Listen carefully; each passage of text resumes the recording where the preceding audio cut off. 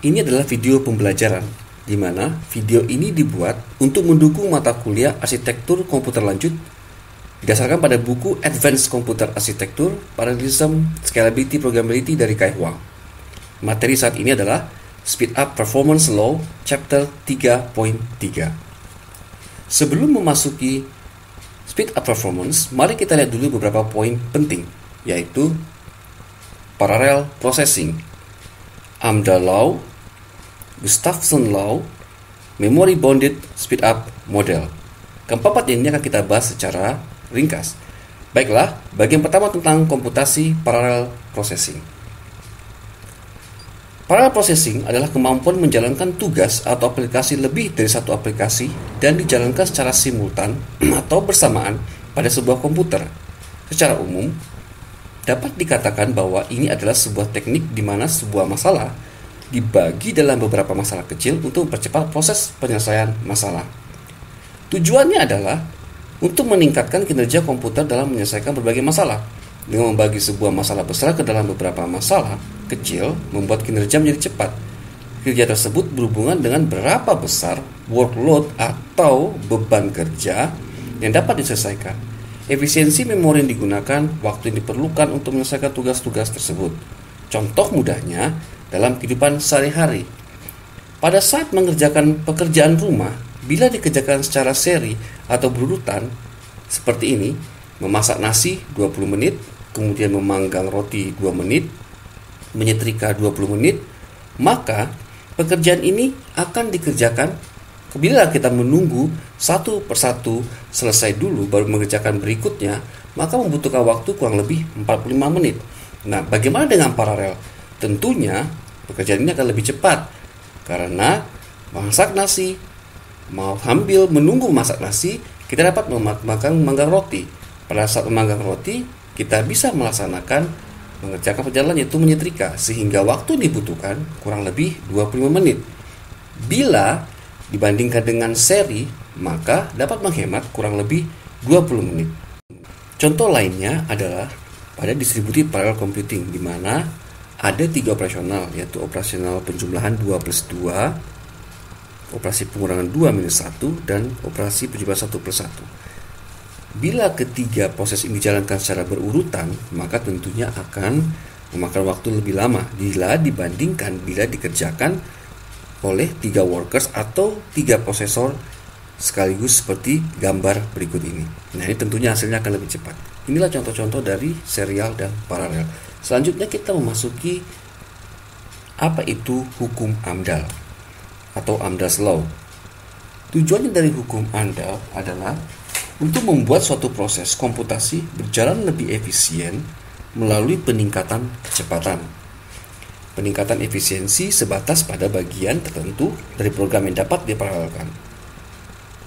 Sedangkan bagian yang memang harus dilaksanakan secara berurutan akan menjadi penentu performa akhir. Nah, bagaimana untuk menjelaskannya? Kita lihat saja pada gambar berikut ini. Nah, di sini kita lihat ada suatu proses yang menggunakan satu prosesor. Nah, sebenarnya pada satu proses itu ada mungkin bagian-bagian yang dapat dikerjakan secara serial dan ada yang dapat secara paralel.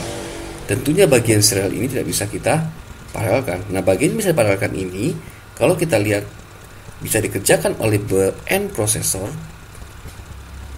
Ini adalah dikerjakan secara paralel bagian-bagian ini. Maka tentunya waktu yang dibutuhkan akan lebih cepat. Nah, selanjutnya kita akan melihat bagaimana persamaan Amdahl itu sendiri dari hukum Amdahl itu. Nah, untuk itu kita melihat dulu yang disebut dengan speed factor ratio atau rasio peningkatan kecepatan, di mana rumusnya adalah Sn sama dengan T1 dibagi dengan Tn, di mana T1 adalah waktu yang dibutuhkan untuk menyelesaikan pekerjaan bila dijalankan dalam satu komputer, dan Tn adalah waktu yang dibutuhkan jika pekerjaan dikerjakan bersamaan oleh beberapa prosesor atau komputer. Untuk menyatakan berapa bagian dari T1 yang bisa diparalelkan, maka kita buat notasi alfa, di mana ditulis bahwa seperti ini, alfa itu adalah lebih besar sama dengan 0 dan lebih kecil dari sama dengan 1. Nah, maka kita akan mengetahui alfa dikali T1, kita sebut aja itu dengan persamaan A, dan satu lagi sisanya yang tadi kita lihat dari gambar tadi adalah 1 minus alfa dikali T1 dibagi N atau jumlah prosesor. Nah, ini kita sebut dengan persamaan B. Nah, selanjutnya sehingga kita akan lihat waktu total yang dibutuhkan tentunya adalah A plus B. A ini plus B. Maka hasilnya adalah sebagai berikut. Nah, speed ratio atau rasio peningkatan kecepatan yang kita akan dapatkan, kita lihat dari rumus ini. Maka Sn-nya adalah sebagai berikut. Nah, ini mungkin Anda akan mendapati persamaan speed up yang mungkin terlihat berbeda, tapi sebenarnya ini bila kita eliminasi komponen T1 pada bagian atas dan bagian persamaan, lalu kita mengatur N dan alfanya, maka akan menghasilkan persamaan ini yang disederhanakan, yaitu Sn sama dengan N jumlah proses tadi dibagi dengan 1 plus alfa dalam kurung N minus 1. Nah, bila Anda cermati persamaan di atas, bisa dilihat bahwa jika kita menggunakan prosesor yang amat banyak, kita katakan seperti ini ya, N itu prosesor itu sangat banyak, maka komponen B ini akan dapat diabaikan sehingga akan menyisakan persamaan sebagai berikut. Inilah batas maksimum peningkatan kecepatan yang bisa dicapai menurut hukum Amdahl, yaitu perbandingan terbalik dari seberapa banyak bagian serial dari suatu pekerjaan. Nah, untuk lihat gambar diagramnya, untuk gambar speed up fixed load-nya kita dapat lihat sebagai berikut. Nah, ini gambarnya. Ini adalah gambar speed up with a fixed load. Selanjutnya, hukum Amdahl juga disebut sebagai fixed workload speed up atau peningkatan kecepatan dengan beban kerja yang tetap. Bila suatu proses dengan execution time dengan jumlah prosesor tadi N seperti pada rumus ini, maka respon waktunya adalah sebagai berikut. Nah, ini kita lihat, ini execution time-nya, dan ini adalah respon time-nya. Kemudian ini adalah rumus dari speed up tadi dengan N prosesor. Nah, ini akan dengan degree of parallelism sama dengan 1, itu sequential model, dan degree of parallelism sama dengan N itu adalah perfectly parallel model, maka persamaan ini akan menjadi yang tadi, execution time response time tadi akan menjadi persamaan ini. Nah, inilah yang disebut dengan persamaan hukum Amdahl. Bila kita lihat nantinya, untuk lebih jelasnya kita lihat pada gambar berikut ini. Nah, ini tadi yang workload itu, dimana dia dikatakan bahwa hukum Amdahl itu adalah fixed workload, dimana beban kerjanya itu adalah tetap. Nah, dengan beban kerja tetap ini, maka execution time itu akan menurun sesuai dengan rumus tadi, akan menurun. Itulah hukum dari yang kita sebutkan sebagai hukum Amdahl. Sekarang kita berbicara tentang Gustafsson Law atau hukum Gustafsson. Gustafsson memiliki cara pandang yang berbeda dengan Amdahl. Pada tahun 1988, Gustafsson mengajukan sebuah argumen berdasarkan konsep skalabilitas untuk menunjukkan bahwa hukum Amdahl kurang begitu signifikan. Sebagai pilihan pertama adalah menentukan batas percepatan potensial. Kemudian Gustafsson menuliskan idenya itu dalam suatu persamaan. Gustafsson melakukan suatu observasi bahwa pada praktiknya semakin besar suatu multiprosesor, akan semakin besar pula ukuran problem yang mampu ditangani dalam waktu eksekusi yang memadai. Oleh karena itu, ukuran problem yang sering dipilih bergantung pada sejumlah prosesor yang tersedia, ketimbang mengasumsikan bahwa ukuran tertentu suatu problem saja lebih valid bila mengasumsikan lamanya waktu eksekusi program paralel tetap sama. Ketika ukuran sistem meningkat atau N tadi prosesor meningkat, jumlah prosesor yang semakin besar, ukuran problem maupun ditingkatkan untuk menjaga agar waktu eksekusi paralel tetap konstan. Lihat di sini berbeda, yang konstan pada saat Amdahl law itu adalah yang konstan workload-nya, sementara di Gustav von itu adalah waktunya. Nah, ketika meningkatkan ukuran problem tersebut, Gustav von membuat aturan bahwa bagian serial suatu kode sudah ditetapkan dan tidak terpengaruh oleh peningkatan ukuran problem. Menggunakan batasan eksekusi waktu paralel yang konstan, dihasilkan faktor pemercepat yang disebut dengan faktor pemercepat terskala. Faktor pemercepat itu secara numerik berbeda dengan faktor pemercepat dalam hukum Amdahl. Contohnya, faktor pemercepat pada satu skala problem berubah pada faktor pemercepat Gustav von waktu eksekusi paralel konstan, sedangkan pada hukum Amdahl waktu eksekusi serial lah yang konstan. Nah, itu juga disebut dengan fixed time speed up model. Nah, sedangkan untuk penurunan rumusnya Anda bisa sama dengan untuk menurunkan hukum Amdahl. Jadi Anda dapat mencobanya sendiri. Nah, hasilnya seperti ini. Jadi Sn sama dengan alpha ditambah N dalam kurung 1 minus alpha per alpha plus 1 minus alpha. Nah, ini sama dengan N minus alpha dalam kurung N minus 1. Nah, untuk diagram speed up ya, dengan fixed execution time-nya dapat kita lihat sebagai berikut. Nah, ini adalah gambar dari speed up with fixed execution time sesuai dengan hukum Gustav von. Oke. Nah, selanjutnya untuk mendapatkan rumus fixed time speed up berdasarkan hukum Gustav von dapat dilihat sebagai berikut. Ini execution time-nya, kemudian inilah fixed time speed up-nya. Nah, dengan degree of parallelism sama dengan 1, execution model sama tadi dengan Amdahl, maka Sn-nya yaitu percepatan fixed time speed up-nya menurut hukum Gustav von adalah W1 workload 1 ditambah dengan jumlah prosesor N workload N dibagi dengan W1 ditambah dengan workload N dengan workload N prosesor. Ya, itu tadi. Nah, gambarnya dapat kita lihat sebagai berikut. Lihat perbedaannya di mana workload akan bertambah besar. Tadi kita ketahui seiring dengan juga pertambahan dari jumlah prosesor.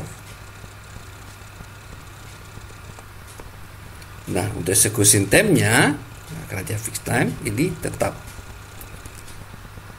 Nah, ini dapat kita lihat gambarnya sebagai berikut. Nah, bagian terakhir, kita masuki bagian terakhir, yaitu memory bounded speed up model, di mana memori ini model ini dikembangkan oleh Xian He-sun dan Lionel Lee pada tahun 1993. Ini merupakan generalisasi Amdahl law, hukum Amdahl dan Gustav von law pada kasus khusus. Apa maksudnya? Nanti kita akan lihat. Tujuannya adalah untuk menyelesaikan persoalan-persoalan besar yang memiliki beban kerja tinggi yang dibatasi oleh kapasitas memori yang tersedia. Selanjutnya, ini adalah fixed memory speed up. Formulanya adalah rumus seperti ini, di mana Gn adalah pertambahan workload seiring dengan peningkatan kapasitas memori. Perhatikan yang saya lingkari ini. Nah, ini adalah rumusnya, rumus dari fixed memory speed up itu. Nah, ini akan berubah bisa menjadi rumus Amdahl atau rumus Gustav von, sesuai dengan manajemen memorinya. Kita akan lihat nanti. Nah, sebelumnya kita lihat dulu gambarnya. Ini adalah memory bounded scale speed up-nya. Dapat kita lihat ini adalah workload-nya bertambah besar seiring dengan bertambahnya prosesor. Nah, untuk execution time-nya ya memang agak meningkat, tapi hanya sedikit. Ya, ini untuk gambarnya. Nah, selanjutnya memory bounded speed up model itu dapat dua kasus dalam penggunaan manajemen memorinya. Nah, pertama adalah global computation model dengan distributed shared memory atau penggunaan memori secara bersama-sama. Nah, di mana pada komputasi global menggunakan local memory yang didistribusikan menjadi large site memory. Ketika problem size independen dari sistem, maka problem size akan tetap atau fix, sehingga Gn sama dengan 1. Dalam kasus ini, Nah, dalam kasus ini memory bonded speedup model itu akan sama dengan Amdahl law. Nah, kita dapat lihat ini ya. Tadi rumusnya itu adalah ini. Tadi itu ada rumusnya, Sn itu sama dengan W1 ditambah dengan Gn, kemudian Wn dibagi dengan W1 ditambah Gn Wn per N. Nah, tadi kalau misalnya disebutkan tadi Gn nya sama dengan 1, ini Gn sama dengan 1, maka rumus ini akan menjadi W1 plus Wn W1 plus Wn per N. Nah, rumus ini adalah rumus Amdahl.